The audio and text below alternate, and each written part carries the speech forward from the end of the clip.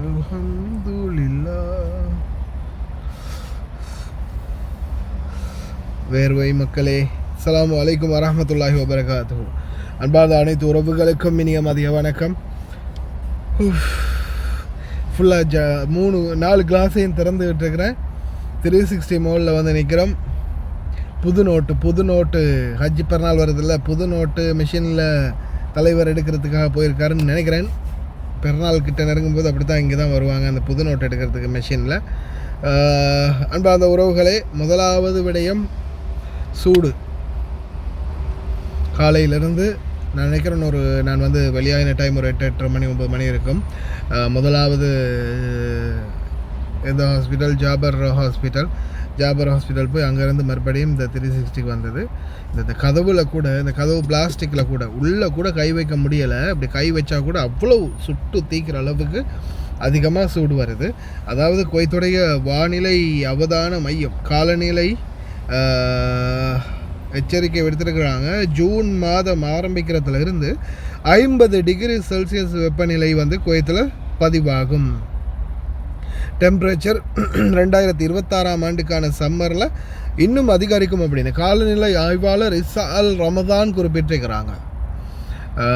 இனி வரும் நாட்களில் இன்னும் அதிகரிக்கும் அப்படின்னு. இப்போதைக்கு பார்த்திங்கன்னா டெம்பரேச்சர் இப்போதைய சூழலில் 42 டிகிரி செல்சியஸ் வெப்பநிலை காணப்படுது. இப்போ நான் வந்து இந்த வீடியோ ரெக்கார்ட் பண்ணிகிட்டு இருக்கும்போதே நான் உங்களுக்கு அதை ஸ்க்ரீன்ஷாட் பண்ணி காட்டுறேன். விளங்குமோ தெரியலை. 42 இருங்க, நான் இதை 42 டிகிரி செல்சியஸ் வெப்பம் வந்து காணப்படுது மக்களே. அந்த அளவுக்கு வெப்பநிலை வந்து எகிரி போய் கிடைக்குது. இதை வந்து நான் இப்போ எடிட்டிங்கில் இந்த பக்கம் இப்படி மாற்றினேன்னா உங்களுக்கு சரியாக 42 விளங்கும்னு நினைக்கிறேன். மிரர் எடிட்டிங்கில் நான் போட்டேன்னா உங்களுக்கு 42 விளங்கும். தலைகீழாக காட்டும்போது உங்களுக்கு நேராக தெரியும். ஓகே பாருங்கள், 42 டிகிரி செல்சியஸ் இப்போ நான் இந்த வீடியோ ரெக்கார்ட் பண்ணும்போது இருக்கிற வெப்பம். அந்தளவு மோசமான சூழல் உருவாகி இருக்குது மக்களே. முடிந்த வரைக்கும் கவனமாக இருங்க. அடுத்த மிக முக்கியமான தகவல் எபோலா வைரஸ். ஹண்டா வைரஸை விட அதிக அளவில் பாதிப்பை ஏற்படுத்தும் எபோலா வைரஸ். தொடர்ந்தும் எச்சரிக்கை விடுத்துக்கிட்டே இருக்கிறாங்க. உலக சுகாதார அமைப்பின் தலைவர் எந்த டேட்டில் 22 மே 2026ஆம் ஆண்டு இந்த தகவலை வந்து அவங்க பப்ளிஷ் பண்ணியிருக்கிறாங்க. மிகவும் டேஞ்சரான சிச்சுவேஷன். எபோலா வைரஸினுடைய தாக்கம் அதிகமாக பரவிட்டு இருக்குது. முடிந்த வரைக்கும் அனைவரும் பாதுகாப்பாக இருங்க அப்படின்ற மாதிரி. அதே மாதிரி அரபு நாடுகளில் இப்போவே பார்த்திங்கன்னா இன்ஸ்ட்ரக்ஷன் ஆரம்பிச்சிட்டாங்க. மானிட்டரிங், அதாவது இந்த டிடெக்டர் மானிட்டர் மூலமாக கண்காணிக்க ஆரம்பிச்சிட்டாங்க. இதில் வந்து எபோலா வைரஸ் தொற்றுக்கான அறிகுறிகள், எபோலா வைரஸுடைய முக்கியமான சில சிம்டம்ஸ் இது வந்து பார்த்திங்கன்னா தலைவலி பார்த்திங்கன்னா தலையை ஒரு பக்கம் இப்படி நம்மளோட முடியை பிடிச்சி மேலே இழுத்தா, அதாவது கொண்டையில் பிடிச்சி இப்படி மேலே தூக்குவாங்க இல்லையா, இப்படி நம்மளை பிடிச்சி இப்படி தூக்கினா எப்படி இருக்கும் அந்த மாதிரியான ஒரு வலி தெரியுமா. அதே மாதிரி நிறைய வந்து அந்த தலையில் அதிகமான பெயின், அதாவது தலை வருத்தம் அதிகமாக இருக்கும். அதே மாதிரி பார்த்திங்கன்னா சரியாக அந்த மணிக்கட்டு, அதாவது முட்டுக்கால் இருக்கு இல்லையா, முடங்கால் அப்படின்னு சொல்லுவாங்க இல்லையா, முட்டுக்கால், இந்த முட்டுக்கை, இந்த மணிக்கட்டு கை இருக்கு இல்லையா, அப்படி மடங்கக்கூடிய இடம் ஜாயின்ஸ் பெயின் வந்து அதிகமாக இருக்கும். அதாவது இந்த இணைப்புகளில், இந்த சதைகளுடைய இணைப்புகளில் அதிகமாக இருக்கும் அப்படின்னு சொல்கிறாங்க வலி. அதே மாதிரி டொமிக் பெயின், அதாவது வயிற்று வலி சரியாக சென்டரில் வயிற்று வலி அதிகமாக இருக்குமா.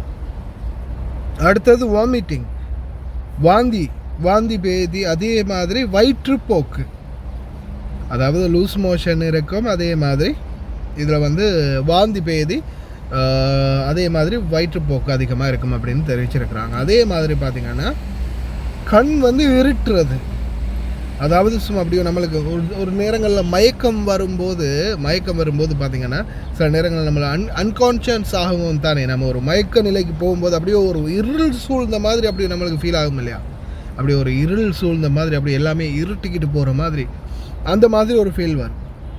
அதாவது இது எல்லா சிம்டம்ஸும் கலந்து இருக்கும் அப்படின்னு சொல்கிறாங்க எபோலா வைரஸ் நோயால் பாதிக்கப்பட்டவங்களுக்கு.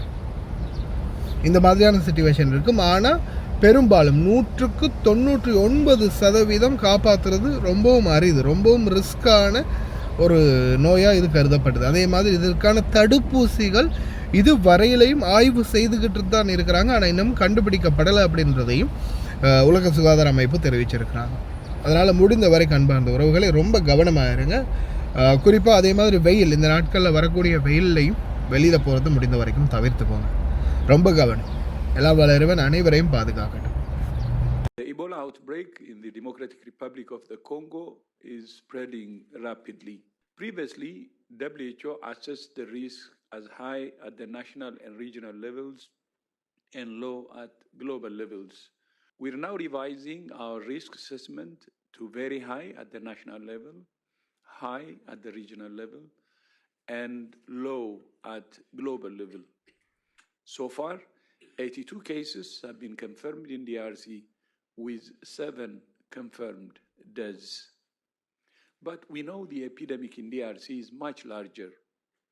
There are now almost 750 suspected cases and 177 suspected deaths.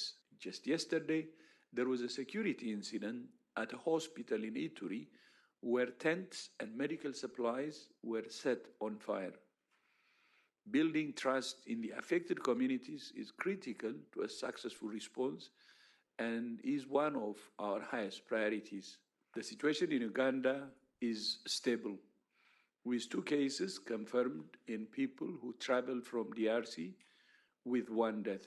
An American national who was working in DRC has also been confirmed positive and transferred to Germany for care.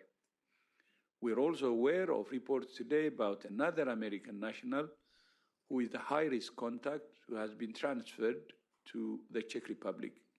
In addition to our national staff in DRC, so far we have deployed 22 international staff to the field, including some of our most experienced people. On the ground, we're supporting national authorities with every pillar of the response, including contact tracing, establishing treatment centers, risk communication, and community engagement, and more. Together with the Africa CDC, WHO is also establishing a continental incident management support team.